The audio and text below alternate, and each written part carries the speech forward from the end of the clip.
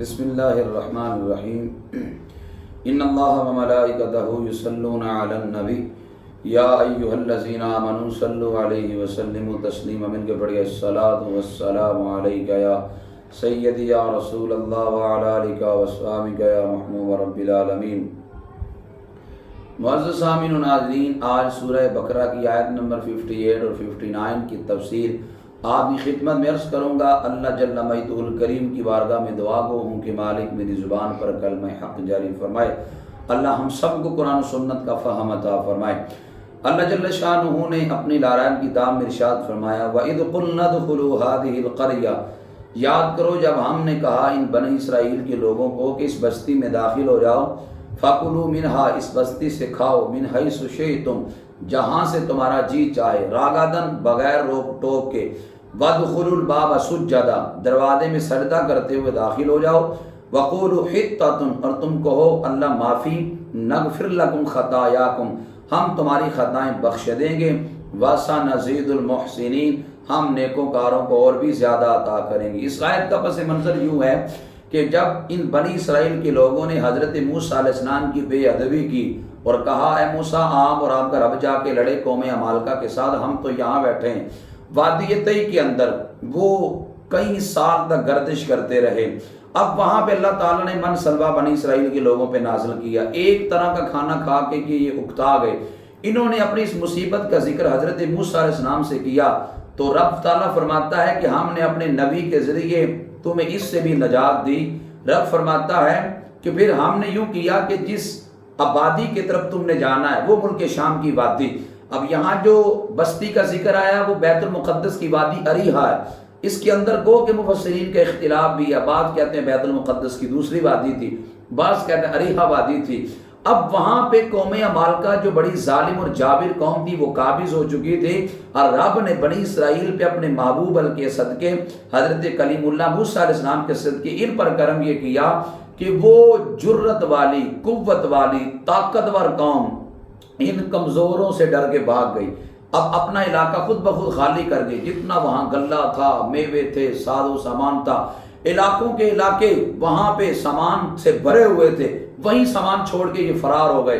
رب تعالیٰ فرماتا ہے کہ میں نے تمہارے لیے جو نا وہ زمین کو یوں آسان کر دیا وہاں پہ تمہارے لیے رہنا، کہ حضرت موسیٰ علیہ السلام کے ساتھ جو بنی اسرائیل کے لوگ تھے تو رب تعالیٰ نے فرمایا کہ تم آسانی کے ساتھ، اب جو قوم عمالقہ تھی وہ علاقے چھوڑ کے چلے گی، جتنا بھی کھانے پینے کا سامان غلہ ہے، میوے ہیں، چھوڑ کے چلے گی، تم جا کر اس کو استعمال کر سکتے ہو۔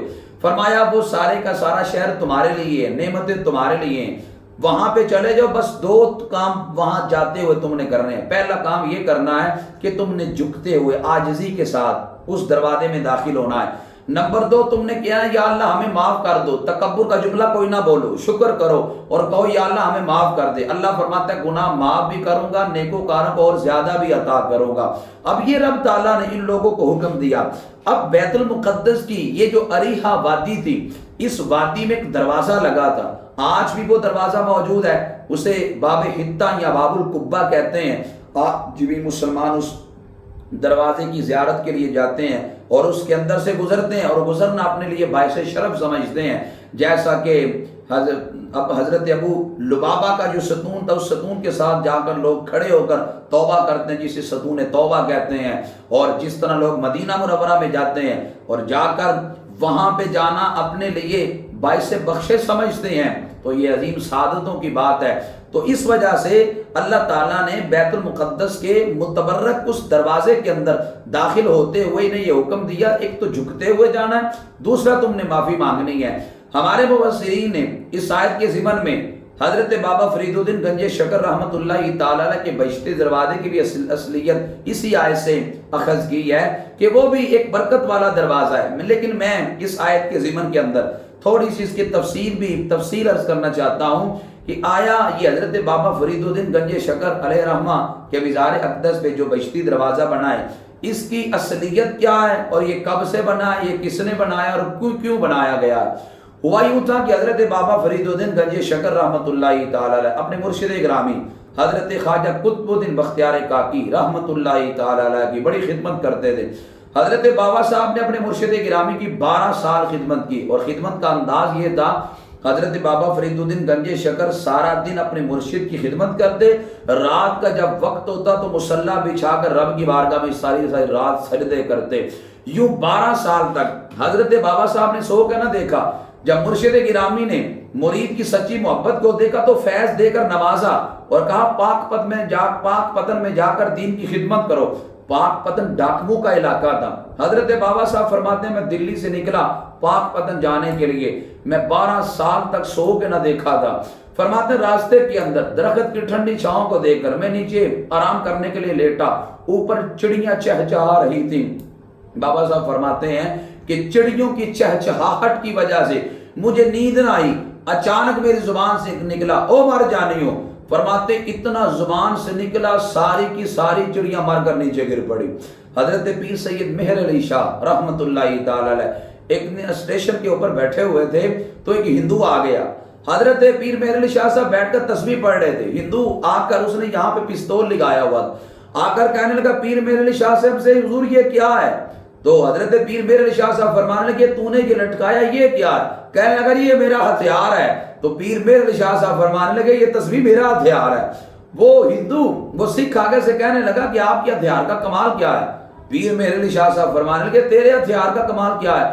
سامنے درخت پہ چڑیا بیٹھی تھی، اس سکھ نے چڑیا کا نشانہ بنایا اسے مار دیا۔ حضرت پیر مہر علی شاہ صاحب آگے بڑھے اور آپ نے اپنی تسبیح جا کر اس چڑیا کو لگائی، وہ چڑیا زندہ ہو کے اڑ پڑی۔ پیر مہر علی شاہ صاحب فرمانے لگے تیرے ہتھیار کا کام مارنا ہے، ہمارے ہتھیار کا کام زندہ کرنا ہے۔ حضرت بابا صاحب فرماتے ہیں میری زبان سے نکلا او مر جانیو، میں 12 سال تک نہ سویا، اب بھی سونے نہیں دیتی۔ وہ ساری کی ساری چڑیا مار کے نیچے گر پڑی۔ کہا یا اللہ میرا ارادہ مارنے کو نہ تھا۔ آواز آئی اے فرید الدین اگر تیری زبان سے نکلے جملوں پہ چڑیوں کو مار سکتے ہیں تو تیری زبان سے نکلے جملوں پہ زندہ بھی کر سکتے ہیں۔ کہا یا اللہ ان کو زندہ کر دے۔ چڑیاں زندہ ہو گئی تو آپ فرمانے لگے یہاں نہیں سو سکے تو آگے جا کے کہیں سوتے ہیں۔ آگے گئے تو آگے ایک ڈیرا تھا۔ حضرت بابا فرید الدین گنج شکر فرماتے ہیں ڈیرے میں کتا نکلا اور کتے نے مجھے دیکھا تو بھونکنے لگا۔ بابا صاحب فرماتے ہیں میں جو آگے بڑھا وہ تو زیادہ بھونکنے لگا۔ ولیوں کو بھونکنا انسانوں کا کام نہیں، یہ کتوں کا کام ہے۔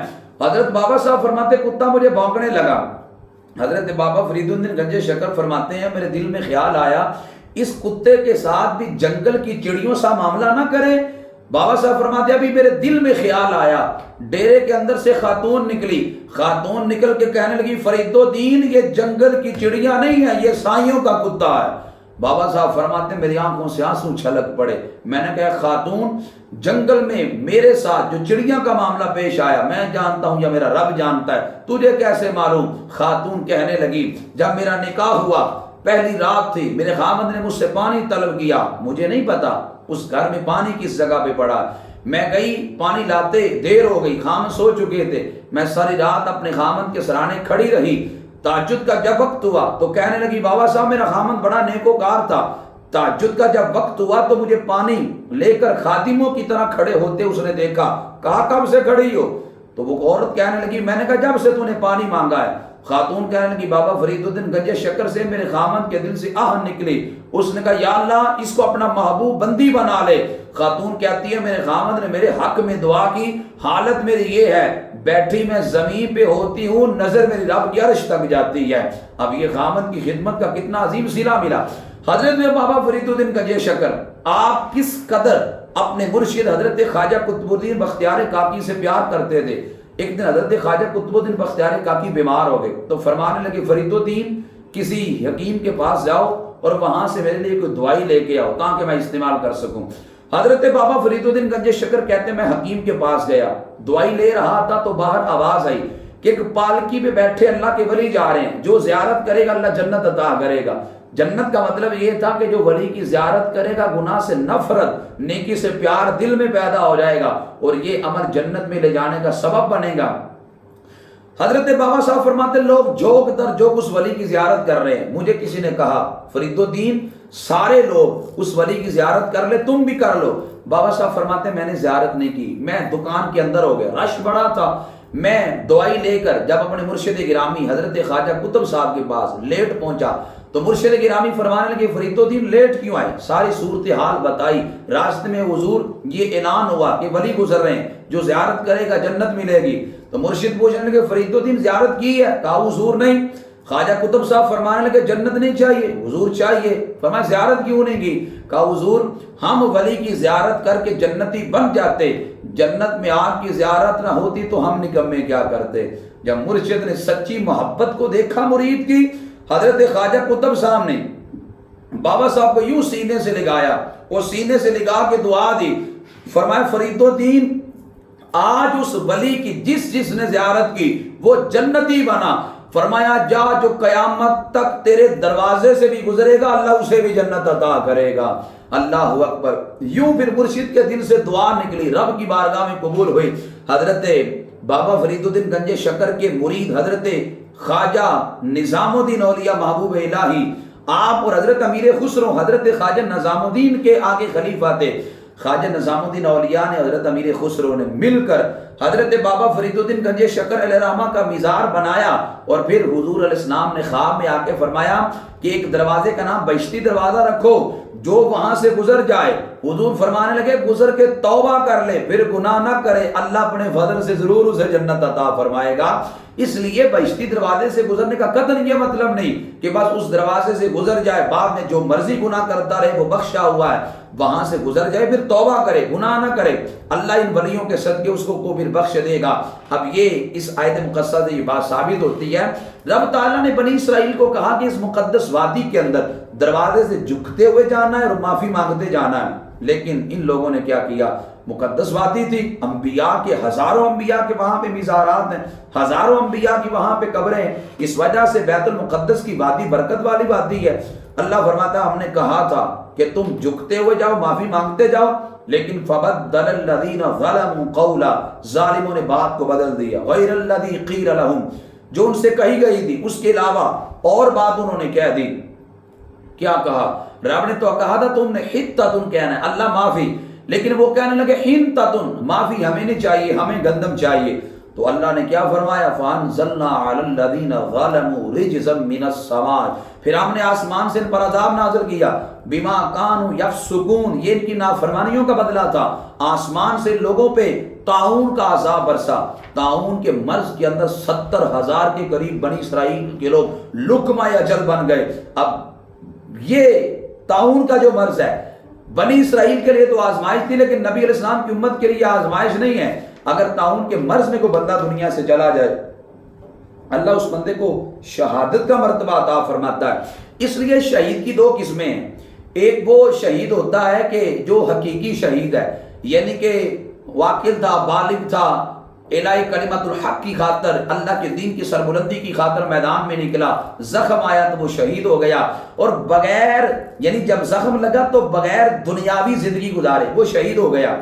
تو اب اس کو نہ تو غسل دیا جاتا ہے، نہ اسے کفن دیا جاتا ہے، بس جنازہ پڑھ کر انہی کپڑوں میں دفن کر دیا جاتا ہے۔ اور دوسرا وہ ہے جو شہید حکمی ہے، یعنی غسل تو دیا جاتا ہے، کفن تو دیا جاتا ہے، لیکن درجہ اسے شہادت کا ملتا ہے۔ اس کی علماء نے کئی اقسام بیان کی، ان میں سے چند یہ ہے کہ فرمایا جو بندہ پانی میں ڈوب کے مرے اللہ اسے شہادت کا مرتبہ دیتا ہے، فرمایا جو جل کے مر جائے اللہ اسے شہادت کا مرتبہ دے، فرمایا جو کسی چیز کے نیچے دب کر مر جائے اللہ اسے شہادت کا مرتبہ دیتا ہے، اور فرمایا جو طالب علمی کے زمانے میں دنیا سے چلا جائے اللہ اس بندے کو شہادت کا مرتبہ دیتا ہے، فرمایا جو بندہ بخار کی حالت میں دنیا سے چلا جائے اللہ اسے شہادت کا مرتبہ دیتا ہے، جس کو درندہ کھا جائے اللہ اسے شہادت کا مرتبہ دیتا ہے، جس کو زہریلا جانور کاٹ جائے اللہ اسے شہادت کا مرتبہ دیتا ہے، حلال روزی کمانے والا تو تاجر ہے اللہ اسے بھی شہادت کا مرتبہ دیتا ہے۔ اور اسی طرح جو بندہ روزانہ 25 بار یہ دعا پڑھتا ہے اللہم بارک لی فی الموت وفیما بعد الموت اللہ اس کو بھی شہادت کا مرتبہ دیتا ہے۔ جو بندہ وتر کا پابند ہے اللہ اسے بھی شہادت کا مرتبہ دیتا ہے۔ جو دن میں 100 بار ذات رسول علیہ السلام پہ درود پڑھتا ہے اللہ اسے بھی شہادت کا مرتبہ دیتا ہے۔ جو نبی پاک کی سنت کا پابند ہے جب کہ لوگوں نے اس سنت کو چھوڑ دیا اس سنت کی پابندی کرنے والے کو اللہ شہادت کا مرتبہ دیتا ہے۔ اب اس کے علاوہ اور بھی جو روزانہ سورہ یاسین کی تلاوت کرتا ہے اللہ اسے بھی شہادت کا مرتبہ دیتا ہے۔ اور جو بندہ روزانہ کی بنیاد پہ سورہ ملک پڑھے، اور جو بندہ روزانہ کی بنیاد پہ سورہ حشر کی آخری آیتیں لا یستوی سے آخر تک پڑھتا رہے، اور اللہ تعالیٰ اس کو بھی شہادت کا مرتبہ دیتا ہے۔ تو اس وجہ سے یہ شہید حکمی ہے، یعنی اللہ شہادت کا درجہ ان لوگوں کو دیتا ہے۔ جب ان لوگوں نے، ظالموں نے، دیکھو اللہ بنی اسرائیل پر کتنے کرم کرتا رہا، فرمایا تم نے جتنی نافرمانیاں کی میں سب کو معاف کر دوں گا، دروازے میں جھکتے ہوئے جاؤ اور معافی مجھ سے مانگو، لیکن وہ معافی بھی نہ مانگ سکے۔ جب قومیں رب کی بارگاہ میں جھکتی نہیں ہیں، نافرمانی پہ اکڑ جاتی ہیں، پھر عذاب الہی ان پہ اترتا ہے۔ جو قومیں، جو لوگ عاجزی کرتے ہیں، اللہ تعالیٰ کی بارگاہ میں جھکے رہتے ہیں، پھل ہمیشہ جھکی ہوئی ٹہنی کو لگتا ہے، کبھی سیدھی ٹہنی کو پھل نہیں لگتا، ہمیشہ جھک کے رہیں، پھر دیکھنا اللہ کی رحمت تمہاری جانب متوجہ کیسے ہوتی ہے۔ اللہ مجھے اور آپ کو جھکنے کی ہمیشہ کے لیے توفیق عطا فرمائے۔ وما علیہ الا البلاغ المبین۔